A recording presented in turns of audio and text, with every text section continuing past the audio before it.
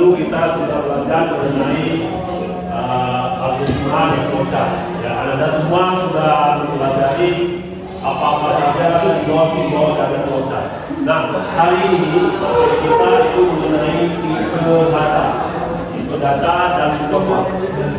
Anda semuanya sudah tahu tipe data atau subdomain dalam pengalaman. Seperti ini baru pertama kali menggunakannya. Ya, nanti setelah ini kita akan mempelajari apa saja tipe data yang ada dalam pemrograman dan bagaimana pembuatannya menggunakan subdomain. Ya. Nah, sebelum kita masuk materi, Bapak ingin tanya dulu sama Anda semuanya.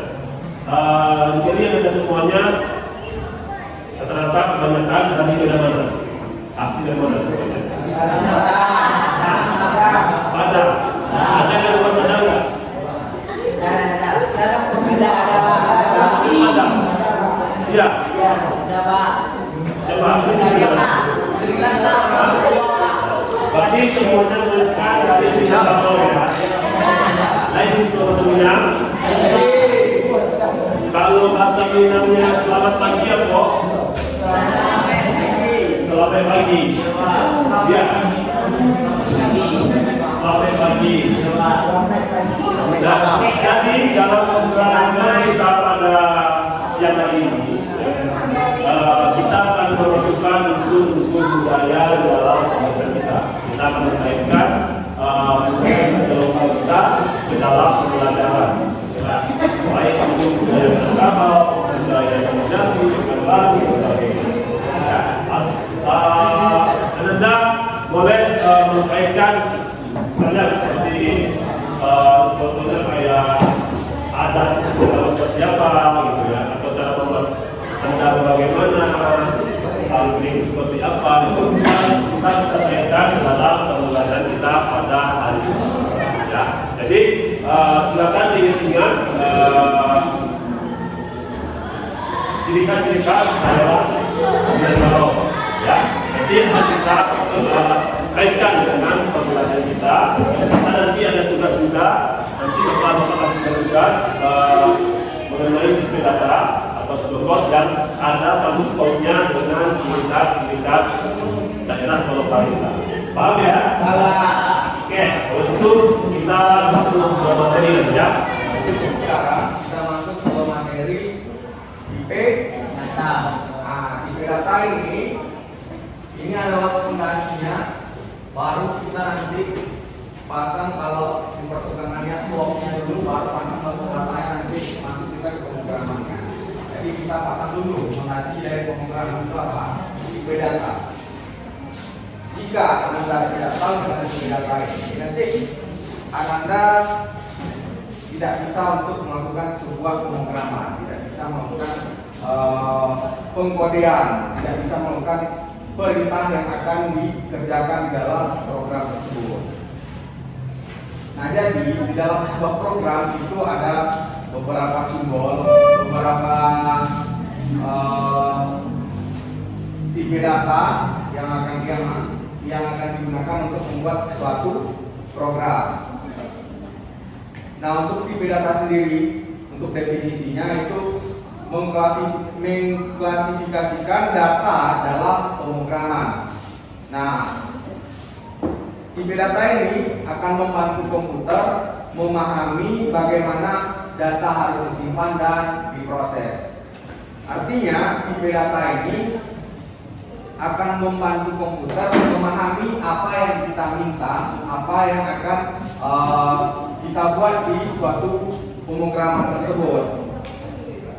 Nah, fungsi tipe data ini yaitu untuk memastikan bahwa operasi yang dilakukan pada data itu adalah data yang sesuai dengan jenis data yang digunakan. Misalnya kita ingin membuat suatu operasi matematika, maka kita gunakan string. Kita gunakan string berupa teks. Baik, sampai di sini itulah cukup definisi dan fungsi tipe data yang kita pelajari hari ini. Nah, di dalam tipe data itu ada 5 jenis tipe data yang akan kita pelajari. Yang pertama ada namanya data integer. Yang integer ya, integer. Inggris kan dikit ya. Nah, integer. Nah, data integer ini digunakan untuk bilangan bulat. Perintah bilangan bulat 1, 2, 3, 4, 5 dan seterusnya. Min 1, min 3, min 4, min 5 dan min seterusnya. Nah, kemudian float itu adalah bilangan desimal. Nah, untuk float ini itu digunakan untuk menyimpan bilangan pecahan, misalnya 2,5, 0,5, 1,2. Yang berkoma-koma itu namanya jenis data float. Kemudian yang ketiga ada string atau teks. Di sini untuk string ini digunakan untuk menyimpan susunan karakter simbol. Susunan karakter. Jadi simbol dari string ini ada tanda apa tuh? Tanda kutip. Kutipnya 2 ya. Tanda kutip 2. Misalnya halo, hello world. Nah, kalau tidak ada tanda kutip yang 2 ini, sistem dari programnya itu nggak bisa membaca apa yang ingin kita buat. Kita jelaskan di dalam program. Saya mau membuat tulisan hello world. Nah, kalau kita bikin aja langsung, kita ingin membuat kalimat hello world tanpa tanda kutip 2 ini, maka program saat ditampilkan di web browser atau di server kita, dia tidak akan muncul hello world, maka dia akan error. Karena program itu yang dia mengerti adalah bahasanya itu bahasa Inggris seperti true, false, seperti itu. Kemudian untuk tipe data yang ketiga ada apa tuh? Boolean. Boolean ini adalah logika digunakan untuk menyimpan nilai benar atau salah instruksi programnya. Misalnya 1 tambah 1 sama dengan 2, false atau true. Nanti setelah kita misalnya 1 tambah 2 berarti benar kan?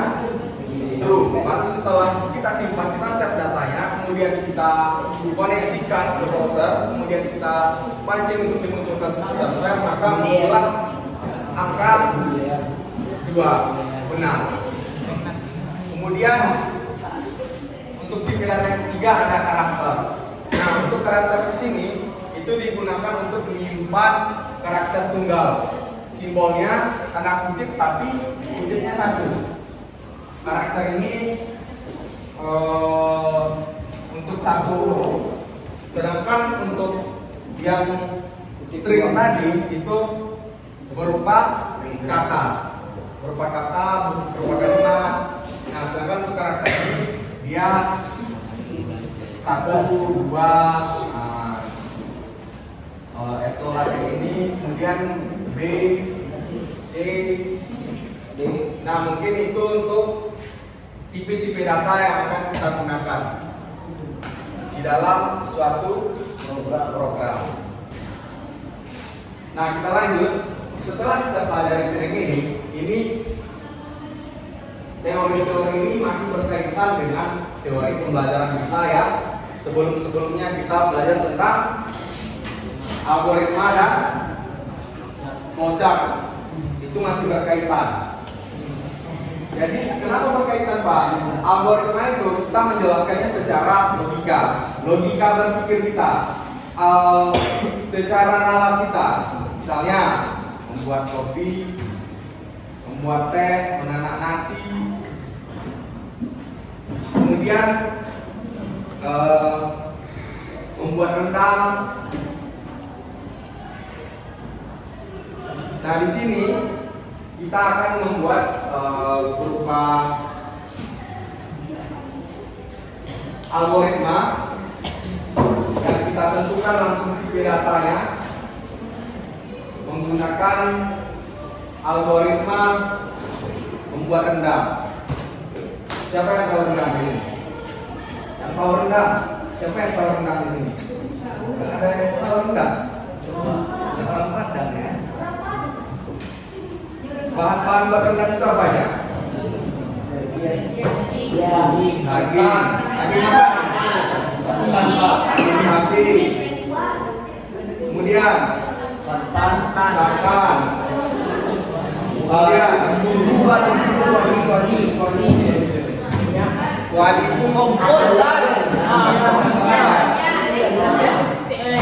buas.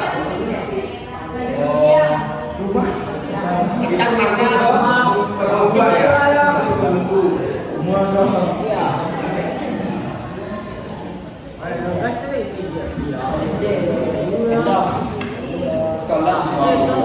Nah, secara garis besar, yang Anda sebutkan tadi betul. Ada daging, santan, buah, lengkuas itu kita masukkan ke dalam satu judul besar, perbuatan bumbu. Nah, di sini kita akan buat langsung kita buat pseudocode-nya atau penggunaan PCP datanya di dalam algoritma.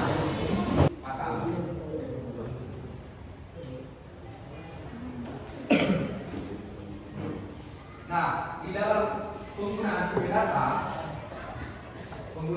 data dalam program membuat rendang, di sini warna atau bahannya di dalam program itu sistem tidak membaca bahan, tapi dia membaca filenya apa saja yang kita sediakan.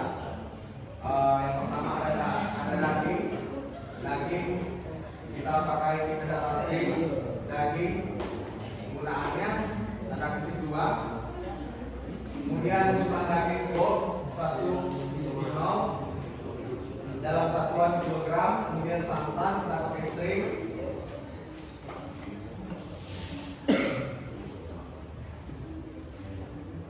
Kemudian untuk santan kita pakai dalam satuan liter, kita pakai jumlah santan full. Kemudian status memasak itu kita pakai kemudian false. Pakai false, ya kan di dalam status atau SQL pengambilan keputusan ada false, ada true, false,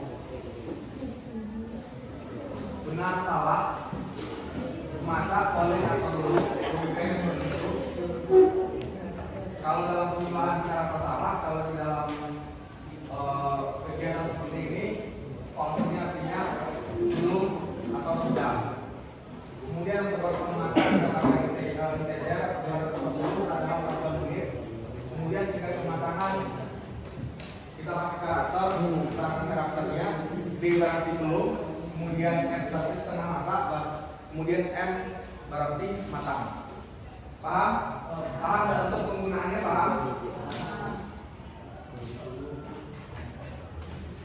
Itu untuk bahan. Kemarin kita di dalam algoritma yang pertama bahan. Setelah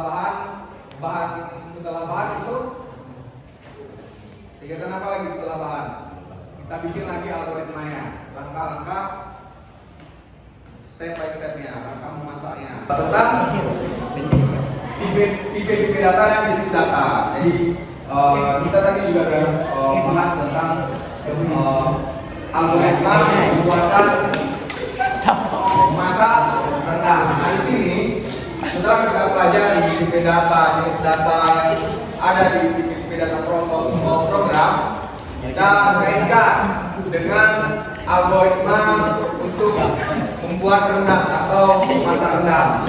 Nah, di sini kita langsung masukkan PCP data ini ke pseudocode-nya langsung. Pseudocode gambarnya seperti ini, tapi kita langsung masukkan PCP data yang sudah kita pelajari tadi.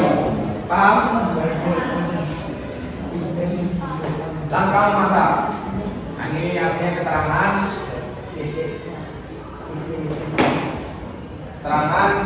Nah, di sini ini adalah outputnya. Jadi di dalam program itu selalu kita pelajari, selalu bahas bahwasanya dalam pembuatan program kita harus tentukan dulu kita mau buat apa. Setelah kita membuat apa, kita udah bayangkan, udah gambarin, sudah menggambarkan apa yang akan kita buat di akhir nanti. Kemudian baru berdasarkan hasil di akhir kita pikirkan bagaimana cara untuk mencapai hasil akhir itu. Nah, di dalam sudut kodnya kita data outputnya adalah rendah. Nah, di sini adalah outputnya rendah.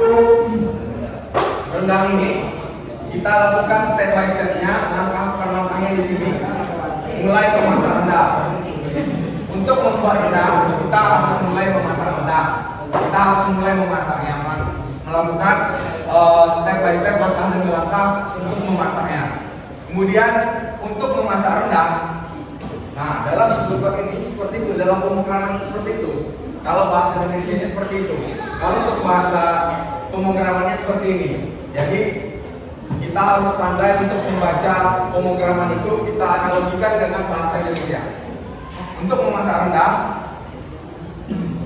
bahan utamanya adalah daging, kemudian jumlah dagingnya, kemudian satuan dagingnya. Kita harus jelas semuanya satuannya apa. Kemudian untuk membuat rendang, santan, kemudian santan ini, santannya itu berjumlah santannya, kemudian satuan santannya juga. Untuk membuat rendang, kegiatan selanjutnya setelah kita sediakan bahan-bahannya, ini bahannya, kemudian kita bahas untuk membuat rendang. Kita haluskan juga bumbu. Untuk membuat rendang, setelah bumbu halus, kita tumis bumbu hingga harum. Setelah bumbu harum itu adalah analogi berpikir kita, cara berpikir kita, logika kita. Tidak perlu kita campurkan secara detailnya. Seperti itu untuk melakukan suatu algoritma pseudocode menggunakan tiga data. Kemudian untuk membuat rendang, setelah bumbu harum kita masukkan daging. Nah, setelah daging dimasukkan, kemudian kita cek kematangannya. Jika S keterangannya setengah matang, jika M dia matang. Kemudian kita lanjut ke untuk memasak rendang. Tingkat kematangannya setelah kita masukkan daging, tingkat kematangannya masih S, setengah sedang, S setengah matang. Kemudian untuk memasak rendang, untuk langkah berikutnya kita tambahkan santan. Setelah setengah matang ini, baru kita masukkan santannya. Logikanya seperti itu dalam penerapan cerita algoritma itu, seperti yang kita bahas kemarin. Kemudian untuk membuat rendang, setelah kita tambahkan santan, kemudian kita masak selama waktu memasak yang di dalam soal kita tadi adalah 240 menit. Kemudian kita cek tingkat kematangannya setelah dimasak selama 240 menit. Tingkat kematangannya menjadi M, matang. Status memasaknya berhasil. If menggunakan kemarin kita juga belajar tentang if. Untuk mengambil apa? Keputusan. If ini kalau bahasa Indonesia-nya if ini adalah jika status memasak sudah benar, sudah berhasil, maka rendang output ini, rendang yang mau kita buat itu rendang sudah matang dan siap disajikan. Keterangan programnya seperti itu. jika ada langkah yang tidak dijalankan, maka keterangannya adalah else. Keterangannya jika ada step yang kurang, rendah belum matang. Keterangannya muncul adalah rendah belum matang. Misalnya, waktunya belum sampai 240 menit, maka keterangannya yang terus itu menjadi else. Belum matang jadinya. Dan jika sudah matang, maka selesai. Dan jika sudah, maka selesai. Seperti itu untuk penggunaan data menggunakan algoritma pseudocode dalam program membuat masakan rendang. Paham? Ada pertanyaan sejauh ini? Untuk else ini adalah misalnya ada kekurangan dari step atau tahap-tahap dalam algoritma yang kita lakukan. Misalnya waktunya belum cukup, dia nggak jadi itu dia kan ada false and kemudian ada lagi pertanyaannya. Ada lagi? Sudah belajar mengenai IP data dan pseudocode. Ya. Jadi setelah kita mempelajari algoritma, flowchart, ya, dan simbol-simbol flowchart, itu materinya itu IP data. Ya. Dan tadi Bapak Ari sudah menjelaskan mengenai IP data atau pseudocode tentang masa rendang, ya. Jadi pertanyaan ini ada kaitannya dengan budaya kita, ya, Minangkabau. Ya. Kita lihat ciri khas Minangkabau kan, apalagi kalau selain rendang lagi ciri khasnya. Minangkabau selain rendang apa juga? Dendeng di Minangkabau. Ya, apalagi? Rendang, dendeng. Rumah adat, apa namanya? Rumah adat, apalagi dari piring. Dari piring itu juga. Ya, apalagi dari persembahan. Apalagi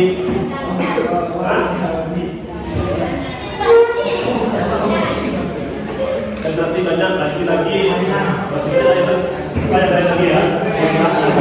Nah, jadi ciri khas kita sudah tadi ya yang kita tahu itu bisa Anda buat dari algoritmanya, metodenya, bahkan sampai datanya.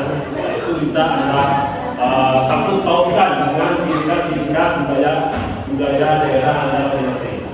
Ya. Nah, jadi tadi kita juga sudah belajar IP data kan, ada string, lagi kita tadi ada interjen, lagi float, apalagi karakter. Nah, itu semua merupakan IP data yang harus kita pahami dalam membuat rekod. Nah, untuk di Microsoft itu kita sudah masuk ke dalam pemrograman, ya. Kita sudah mulai mengajar membuat sebuah program sederhana. Jadi adalah kita akan menggunakan metode di bawah dan kita akan coba membuat program sederhana. Sampai sini ada yang ditanyakan?